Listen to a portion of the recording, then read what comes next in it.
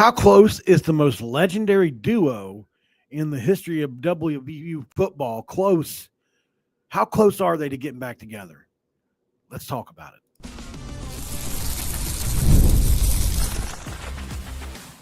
You are Locked On West Virginia, your daily podcast on the West Virginia Mountaineers, part of the Locked On Podcast Network, your team every day. And what is up, guys? Welcome in. Happy Saturday to you. My name is Mountaineer Paul. This is another edition of Locked On West Virginia. It's going to be brought to you by none other than Game Time, guys. Download the app, create an account, and use code Locked On College for $20 off your first purchase. Do that, guys, while the getting is good. Man, it has been a awesome couple of days for West Virginia fans. You guys would know, as you are West Virginia fans, or most of you are, well, it could get better. And I think that's something that needs talking about. Obviously, if you watch Pat Man Jones' new show, there's some pretty cool stuff that goes on there.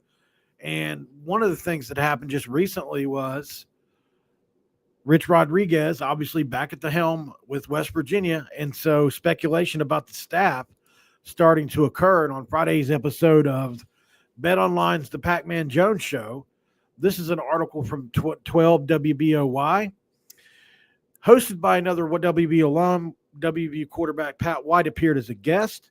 While talking about White's career as a coach, Jones recommended that White could return to his roots, calling the move a no-brainer.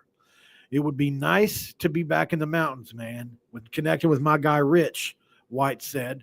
Morgantown is a second home.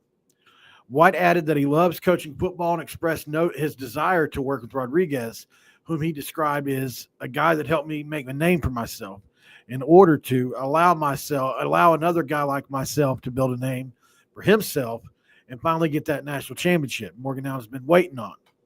Jones said that he couldn't think of a better person to be an offensive or quarterbacks coach for our Rodriguez new Mountaineers, the best quarterback he ever had. White said that it would be an honor to be a part of Rodriguez's staff. Since his retirement since professional sports as a player, White spent time in various coaching positions at Alcorn State, at the University of South Florida, Alabama State, Campbell, as well as an offensive assistant for the Los Angeles Chargers. He also coached against Pat McAfee in the 24 Gold Blue Screen game. As of December 13th, Rodriguez has not announced any additions to his coaching staff during his second stint in Morgantown, and we're going to hear news on that pretty soon, from what I'm being told. That's going to start to happen very, very quickly. So this would be obviously a no-brainer in a lot of ways. I think it depends on a few things. Is Pat able to bring that hard-edge mentality that Coach Rich Rod needs as a coach? Obviously, he was a hard-edge player, but if you see Pat, he's a very laid-back kind of guy. I have no idea if he would be a good coach or not. The fact that he's unemployed, so early in his career kind of worries me a little bit. Obviously, he was with the Chargers. I don't know what happened there, but it seems like, he hasn't moved on to bigger and better things. Like he kind of moved laterally there for a while, and now maybe there's a reason I don't know about. But man, I thought the Chargers gig was going to lead to something better for him, and for whatever reason, it just hasn't yet. And I wonder why that is. I don't know. And maybe somebody else does. But this is kind of a unique fit, right? And if you're talking about just coaching quarterbacks, there's not a better guy that can teach this offense than Pat. He ran it better than anybody else ever has. I think he could teach nuance within the scheme to a quarterback. And obviously, that would be a big deal. Somebody in the comments is saying Jim Harbaugh happened. Yeah, I suppose that's true. Didn't consider that. That he went and got that job, didn't he? So obviously that's probably has a lot to do with it. So I wonder, so he's a free agent. This would be a huge get for West Virginia. I don't know how good of a recruiter Pat is or anything like that. These are the questions I don't know the answers to that I'm sure Rich Rod would, because he knows him, right, personally. Like on the surface, I think this is looks like it could be a great fit. but you got to try to maximize each position. And he's got guys that have coached that scheme. Obviously, people that coached Pat White himself. Obviously, one of them is going to be the interim coach at Jacksonville State for a little while. I think that's going to be an important guy to get back on the staff unless he gets the job, which could very well happen. I mean, I'm sure Rod Smith is a guy that has earned his shot. I mean, he's been around for a very long time. How old is Rod Smith anyway? I mean, he's been around as long as Rich has, hasn't he? Let's see really quick. So he's not that old. He must have been really young when he worked for Rod early on. He's only 51. So, I mean, sure, he could get a shot now, right? Obviously, the tie to Rich Rod he played for Rich Rod at Glenville State, if I'm not mistaken. Let me go back and make sure I'm not wrong on that. So after graduating from Glenville State in 97, that was right before Rich Rod got the job at West Virginia. Smith was hired to be the offensive coordinator for his father's coaching staff at Franklin High School in West Virginia. He spent time as offensive coordinator at both Urbana in Ohio and West Virginia Tech before reuniting with Rodriguez at both Clemson and West Virginia as a graduate assistant. He was hired by Jim Leavitt, who was a pretty good coach, to be the passing game coordinator and quarterbacks coach at South Florida, and was promoted to offensive coordinator for the 2005 season. Smith resigned from South Florida after the 2006 season to reunite with Rodriguez at West Virginia as the team's quarterback coach, and we know how that went. So this is Pat White's coach, obviously, and he was Denard Robinson's head coach. Then he went to Indiana after that, on to Arizona. Anyway, the point I'm making here, obviously this is more about Pat White, but I think I would be open to, obviously, Pat, and it's great. Like I said, it's a splash. It would be great on the surface.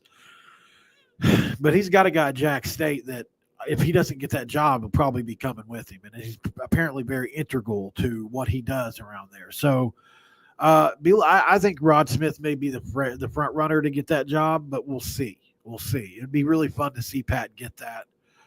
No doubt about it. No doubt about it, for sure. And there are other staff members out there that are, I'm really excited about, I think. I mean, look, like there's all kinds of dudes out there right now that I've heard people talking about. The Oklahoma defensive coordinator, Zach Alley, is a name that I think is out there that could come on as DC for West Virginia. Rich Rod said he's looking at two guys that are a little unconventional right now, and I think he's, maybe one of them. Now, here's the issue with the Glenn Schumann, somebody put in the comments, or a Zach Alley. You're asking him to leave a situation at Oklahoma that's not great right now, right? Like the staff may be on the verge of getting fired next year, or you're asking a guy at Georgia who that might be the best job in the country right now. I mean, can you get him to leave? I don't think so. So, while I would love to have Schumann, while I would love to have Alley, obviously Alley's my number one choice. I think what he did at Oklahoma this year was really, really good. And there's a Rich Rod tie. He was the Jacksonville State DC in 2023. So I think that would be my number one choice, followed by, 1A, 1B, Jamil Adai would be right there too. Obviously, he's an insanely good recruiter. Maybe that puts him over the edge, but the West Virginia tie obviously does. And he excels in this portal era, as we saw, right? So maybe there's some guys on the Georgia team or on the Miami team that would want to come back this way. There's all kinds of options out there for Rich Rod. And for what it sounds like, funding is not going to be a problem, and that's going to be really fun. I've heard a lot of numbers today, by the way, but I think, we're going to be in that 15 to 20 million range as far as what we're going to spend on this year's football team. And that's way more than we've had in a long time. So, and I'm including revenue share in that. I don't know. Some people are trying to say that we'll get full rev share plus 20 million. I don't see that happening. We'd be a national championship contender if we get that kind of number, but I don't think it'll be quite that high. Josh Pate, the thing he did the other day, I think maybe set some people's expectations a little bit high, but we'll see. We'll see.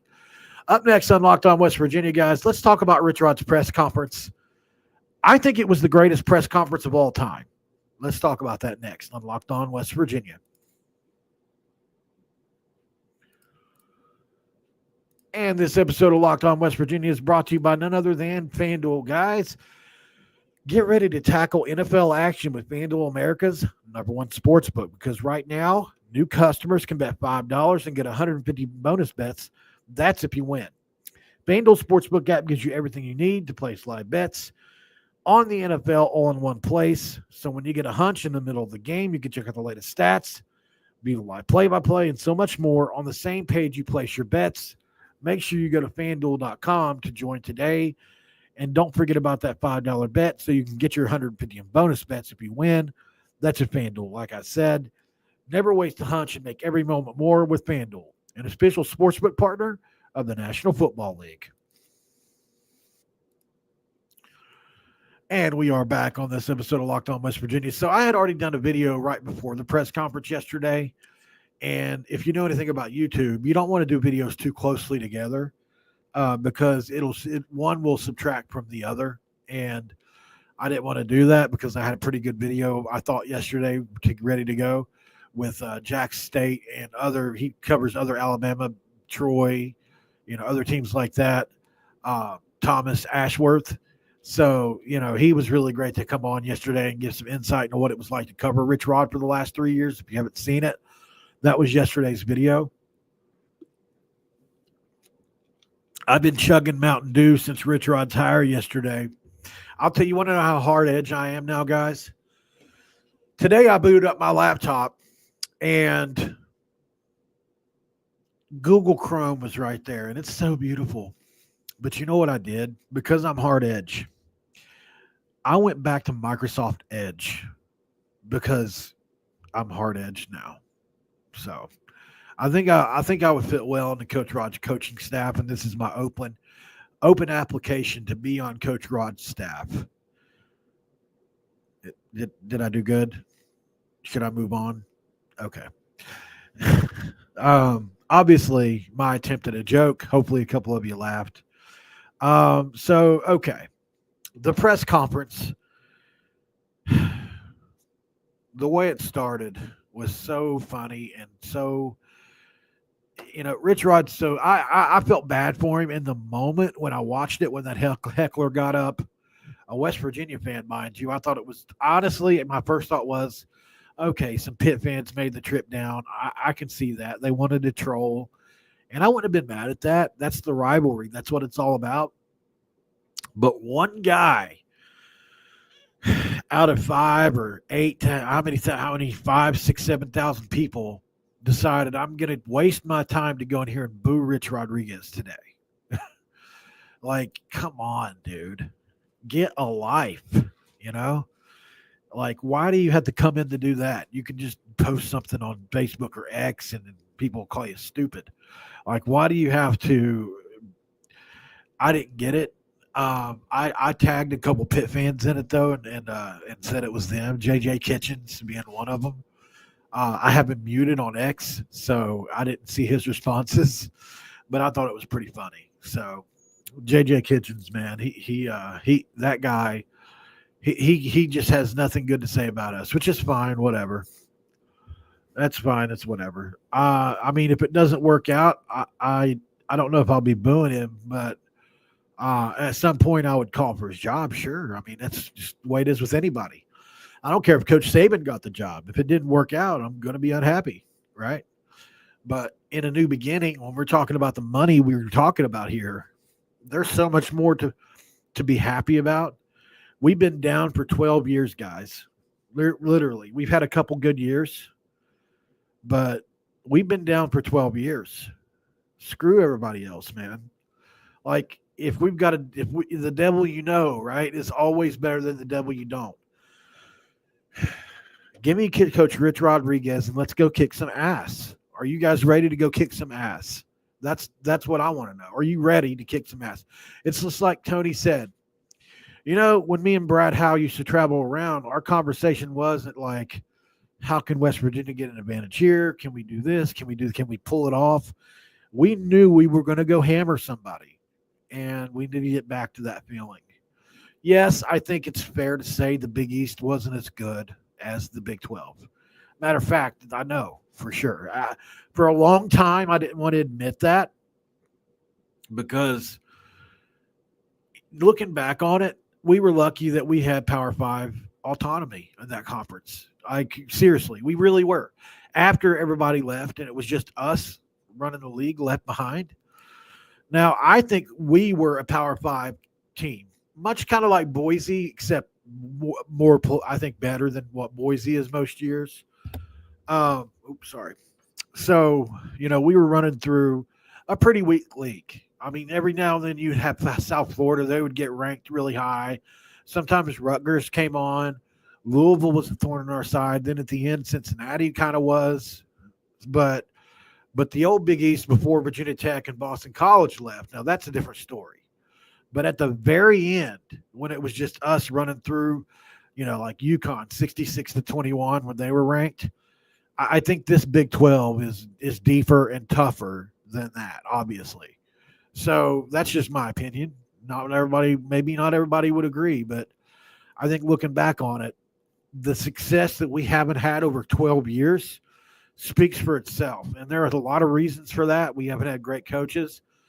But I think Danny was good enough at times to win, especially offensively. And then where there was no Oklahoma, there was no Texas in the Big East at all. Not even close, right? Like the most we would get would be like maybe a Kansas State every now and again with like Louisville or somebody like that.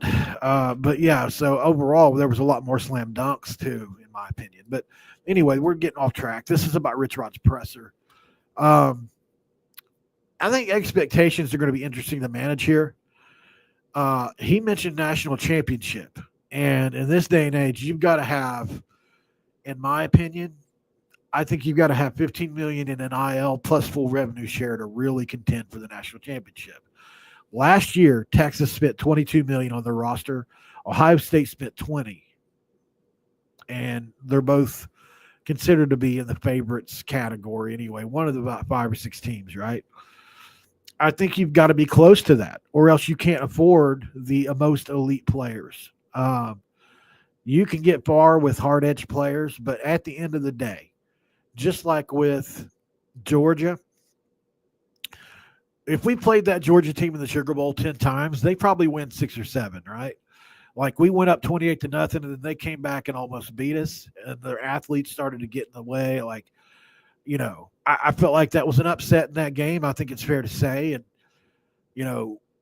we just don't have the caliber of athletes, or we haven't had. And I think it's going to be interesting to see with this new money and influx of money if we can really, really compete. Because I'm excited to see. I want to see what kind of players we go get. Sure, there's some Jack State players that are Power 5 level players. We're going to get those initially. At least that's the expectation now. Like they've got guys visiting Auburn, they've got guys visiting, big time places. But overall, man, we'll probably add a few of their guys to try to establish that culture.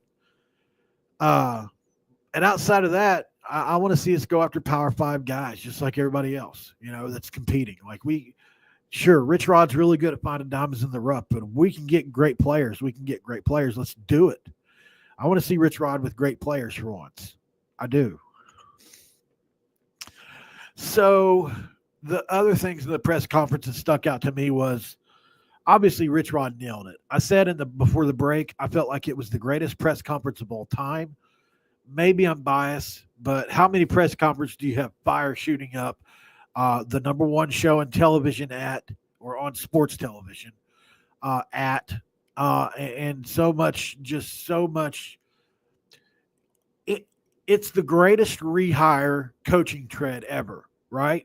Like if you look, Tony Caridi found 7, I think he said. You talking about like Schiano, you talk about Randy Edsel, You talk about other guys. Obviously, the dude, the coach Pitt, can't remember his name. So Bill Snyder is probably at this point in time is the greatest as far as success goes. But like as far as story goes, I want to clarify what I meant by that too. I mean story wise, this is the greatest retread hire ever. There's nothing that can top this. You're talking about a guy that was cast out for 17 years, 2 decades, and somehow survived long enough to come back. And then if you get into the drama, what had to happen behind the scenes, there are some people that think Rodriguez may have been Ren's 5th choice. And because Odom and Summerall and Kotelnicki all fell by the wayside, Rich Rod got this job. And personally, I don't agree with that. I don't think he should have been that low. But I think his past, coupled with where he's been winning, coupled with, I think, frankly, some people tried to make Ren do what he didn't want to do.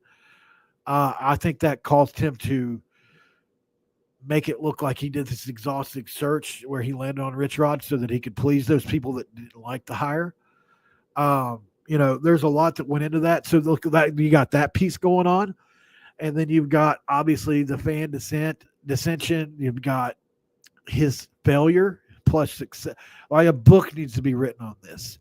His failure at Michigan, which was just it's a complete bust. Then he goes to Arizona and has mixture, right? A 10-win season at Arizona, it's only been done 3 times. They had a few 8-win seasons, 7-win season. He wasn't horrible there. That you could argue it's a harder job than West Virginia, and he had lesser talent, and he was learning a new region and all that. And then he did what guys do in some cases, and I don't want to overblow it. It's bad, but there's no reason to keep bringing it up. He's already paid for those sins. And then you go to Jack State and turn that around. Unbelievable story. Let's go to break really quick, and when we come back, I'll continue on with this press conference and a couple other highlights. Stick around, guys. This is Locked On West Virginia.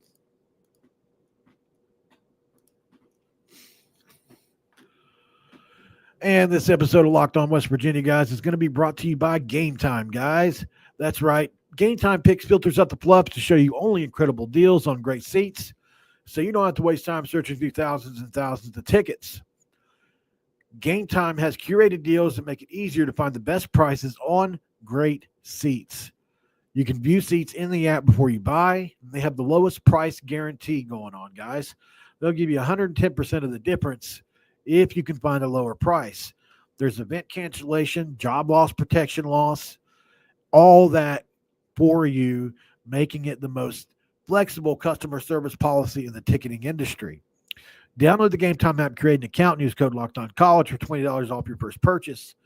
Just remember that terms do apply.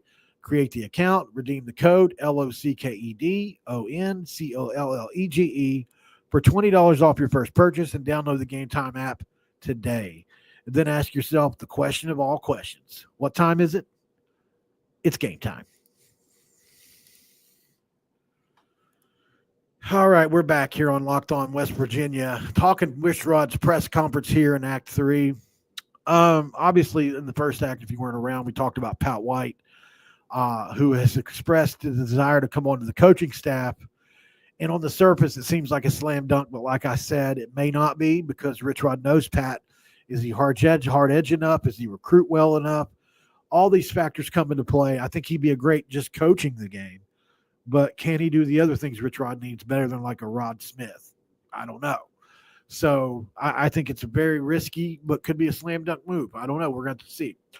So obviously the best highlights of this press conference were probably what he said about Marshall.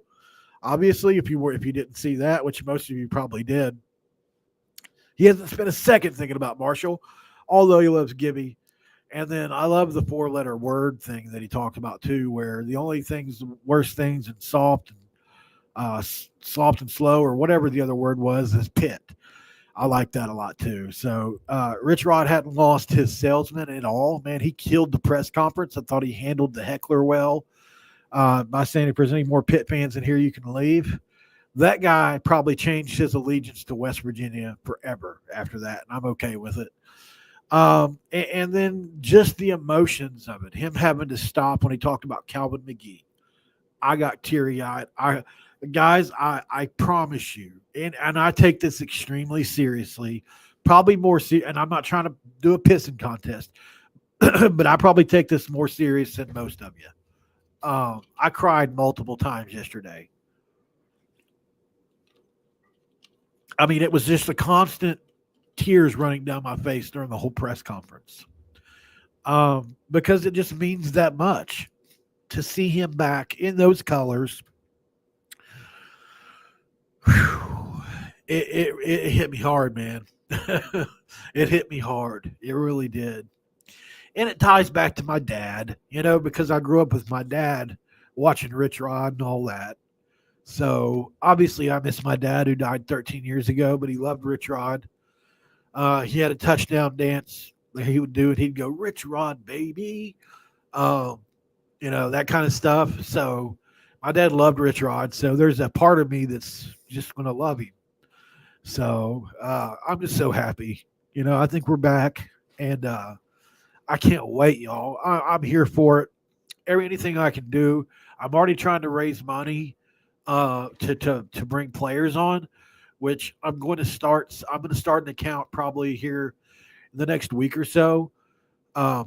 Type in the comments or in this chat right now, like, yes, if you're willing to help me raise money to bring players on through NIL deals. Obviously, it'll all be on the up and up. I can show proof or receipts, and obviously, we can just say what the player made with the player on, whatever you want to do, but trying to think what way we can help if you want to. Obviously, you can donate to the trust as well. But if you want the dual benefit of having a player come on here through an NIL deal, like some of our new players under Rich Rod, let me know down below if you're willing to help with that. Because Sean, I know if you guys know Sean, my old sponsor, but he was the reason I was able to bring on like Tucker. I was able to bring on Toby O'Connie. I was able to bring on Xavier Bosley. I was able to bring on Destiny Agabata. I was able to bring on JJ Quinterly because he helped me build the money for the NIL portion of that. So it serves a dual purpose of paying players and giving them NIL, especially some of our more unsung heroes who don't make a lot of money. And it also brings them on the show to ask them questions that you might have and that kind of stuff. So like if you want, let's say we get a big quarterback in the upcoming portal or whatever, or Nico, I mean, I can definitely do that. So absolutely. Sounds good, Golf. I appreciate it, brother. So we got a few yeses in there. That's cool. Let me know in the comments down below after the fact, or if you're watching this over on X, just send me a message at Paul Mountaineer. If you're interested in we'll talk about how it's going to happen and how it can all be accounted for and remain on the up and up. I'm not the kind of person that's going to do anything shady about it. So I've been on here for years now. I think a lot of y'all know me, but I feel the need to say that. So anyway, it's just an idea. If it doesn't work, it doesn't work. It's not a big deal. So I'm really happy with how the press conference worked and went. I'm excited about the future of West Virginia football. I'm hearing big numbers on the NIL side of this. I think we can absolutely expect to spend probably close to double what we had last year in NIL for football, which was right around 4. And that's including full rev share or close. So you could get close to that $20 million number. And while that may not be tops in the country, it should be a top 25 number. We'll have to verify that, but and it could be more. There's, like Pat's going to get involved. There's other people getting involved, but whatever we can do to try to give Rich the necessary resources to give us a natty or at least conference championship playoff berth again, and to get us back into. And this is how far out I think. So this current playoff structure goes until 2031 if they don't change it before. Okay, so that means we have to win, and we have to win now if they decide, okay, the top 40 or the top 50 teams are all in one conference. We want to be there. And I think the only way we can be there, at the end of the day, if you're winning at a high level, you're going to be considered. The teams that are like Kansas was, or like we have been for the last 12 years, you're not going to be looked at first all of a sudden Colorado is a major possibility for conferences because of what they've done with Dion. No matter what, if Dion stays or goes, they've risen their ceiling, right? I think we can do that too here with Rich Rod over the next 5 years, and hopefully he stays a little longer if it's going well. That's what we all need to be working towards together, in my opinion, because it's got to go beyond just now.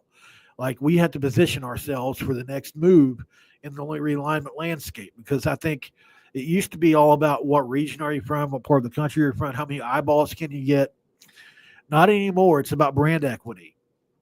How strong is your brand? Well, if you're playing in the playoff and for natties, I mean, look, he said it yesterday, guys. It's not like I'm just throwing it out there. Then maybe it's possible. And I want to do what I can to make sure it is. And I hope you do too. Listen, you can't die with this money, right? You got to use it for something. And if you find something you care about more than West Virginia football, then let me know, because I don't have something. I don't have anything except family. Like, that's it. I don't have another hobby. I don't have another business. I don't have another, nothing, guys. So, what I got goes to the NIL trust and whatever I can. So, but like I said, I take it pretty serious. Thank you guys for watching this episode of Locked On West Virginia. Don't forget to hit that subscribe button if you love West Virginia football and basketball, which we play tonight. I'll probably go live after, depending on how the game goes. If it's a blowout, I might not.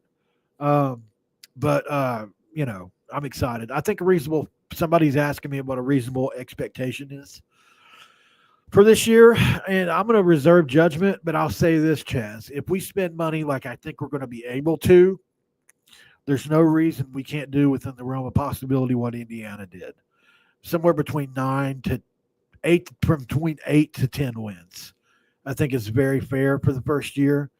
And here's the thing. He's going to have to, because if he don't, there's going to be way too many naysayers that, while they might not be openly unhappy about this, they're waiting for an opportunity to pounce and say, I told you should have got Summerall. Told you should have got Kotelnicki. And Wren's aware of that. That's why he's going to fundraise his ass off. Guarantee you that. So we'll see. I think it depends on what we spend, though, Chaz. So if we can get to the number, I think, which is like 8 in just NIL, I think we'll have a really good chance to finish Big 12 title. I mean, I really do. Because of the portal, this also depends on who stays and who goes. If we lose everybody, which could happen, then there's no way it happens in year one. There's just no way. Unless we just spend $20 million in NIL. But if we can keep like some of the O-line room, the D-line room, we can revamp the entire secondary. We have to get Josiah Trotter back maybe. Jaheim White's got to stick around. Like, we've got to have some pieces. Huddy, Traylon Ray, guys like that have to stick around so that we have some pieces that are still here, so that we don't have to revamp every single position on the team. But if we can just keep 60% of the good players, I think we got a shot. And that's all he needs, right? I think that's all Rich Rodriguez needs. If you give him the resources, like I say all the time, this has become a possibility since it was a possibility to when it happened. Rich Rodriguez, for the most part, obviously at Michigan, he had a lot of resources, but by year 3, he was gone, and he never got to see Brady Hoke won with his players in year 4. They won 10 games. I think that's where they were headed with him, but unfortunately, he had to leave. So he's always done more with less. What's he going to do with more? I think that's a great question. Hopefully it translates well for Rich, and I think it will. All right, guys, hit that subscribe button. Like I said, hit the notification bell so you know when I go live every single day. I go live 7 days a week. So I'm on here 7 days a week. If you want to talk football, if you want breaking news, if you want whatever's rumored out there, sometimes I'm here. That's what I'm here for. All right, guys. Hope you have a great weekend. I love you. Like I said, like, subscribe, hit the subscription button. Drop those comments below if you disagree with me. And I'll see you on the next one. Until then, guys, this episode's over. Spot the damn ball, and I'm out.